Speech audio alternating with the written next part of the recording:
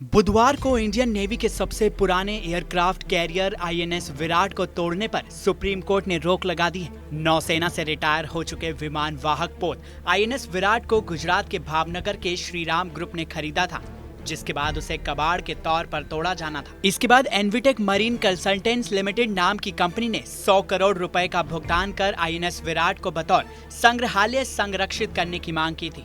INS Virat कोई मामूली worship नहीं थी, बल्कि इंडियन नेवी की पहचान और संस्कृति का अहम हिस्सा थी।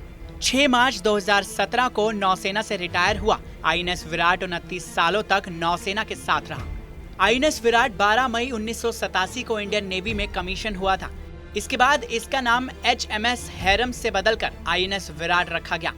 इस वॉरशिप का निर्माण जून 1944 में शुरू हुआ था और 18 नवंबर 1959 में इसे रॉयल नेवी में कमीशन किया गया था। रॉयल नेवी से साल 1985 में ही डीकमीशन्ड होने के बाद ये वॉरशिप 56 सालों का सफर तय कर चुका है। इस विमान वाहक पोत को दुनिया का सबसे पुराना और भारतीय नौसेना का लेजेंडरी एयरक्राफ्ट कैरियर होने का गौरव हासिल है। यही वजह है कि इसे Guinness book of world record में भी शामिल किया गया है। खुद में कई बरसों का इतिहास समेटने वाले विराट को साल 1999 में कारगिल की जंग के दौरान स्टैंड बाय मोड पर रखा गया था।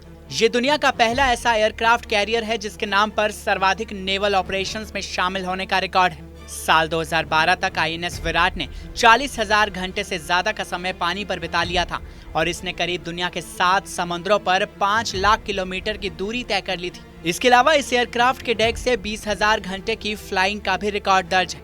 इसके अलावा इंडियन नेवी के सबसे बड़े ऑपरेशन जुपिटर में भी इसकी अहम भूमिका थी।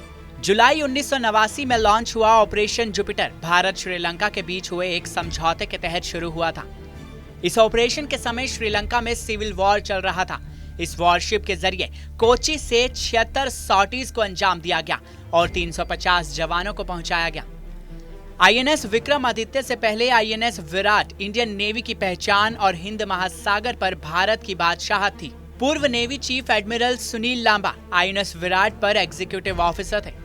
इसके अलावा पूर्व navy chief retired admiral Madhvendra Singh, retired admiral Arun Prakash, retired admiral Nirmal Kumar Verma और retired admiral Devendra Kumar Joshi INS Viraat पर बतौर कमांडिंग ऑफिसर तैनात रहे हैं। आईएनएस विराट की एयर स्क्वाड्रन में इंसास 300 सी फ्लाइंग हैरियर्स यानी white tigers, INAS 552 the braves flying sea harriers, INAS 321 angels Chetak और INAS 330 harpoon flying sea kings शामिल थे। इमरजेंसी के समय आईएनएस विराट से 30 हैरियर्स को एक साथ ऑपरेट किया जा सकता था। 23,900 टन वाली आईएनएस विराट 226.5 मीटर लंबी और 48.78 मीटर चौड़ी वॉरशिप थी।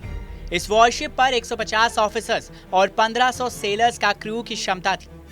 ये वॉरशिप एक मिनी सिटी की तरह है। इसमें लाइब्रेरी, जिम, एटीएम, टीवी और वीडियो स्टूडियो से लेकर एक हॉस्पिटल और डेंटल सेंटर तक है। आईएनएस विराट जब रॉयल नेवी का हिस्सा थी तो उस समय साल 1975 में प्रिंस चार्ल्स ने इसे 845 नेवल एयर स्क्वाड्रन के पायलट के तौर पर ज्वाइन किया। प्रिंस चार्ल्स उसी समय हेलीकॉप्टर पायलट बने थे। आईएनएस विराट में प्रिंस चार्ल्स के नाम पर एक कमरा था और प्रिंस चार्ल्स अपने नाम वाले कमरे में ही रहा करते थे। फिलहाल आईएनएस विराट को कबाड़ में बदलने के फैसले पर सुप्रीम कोर्ट की ओर से रोक लग गई है। इस खबर को लेकर आपकी राय क्या है? कमेंट सेक्शन में हमें जरूर बताएं।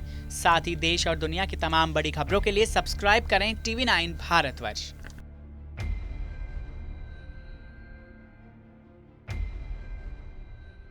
परवाह देश की, सोमवार से शुक्रवार रात 10 बजे TV9 भारतवर्ष पर।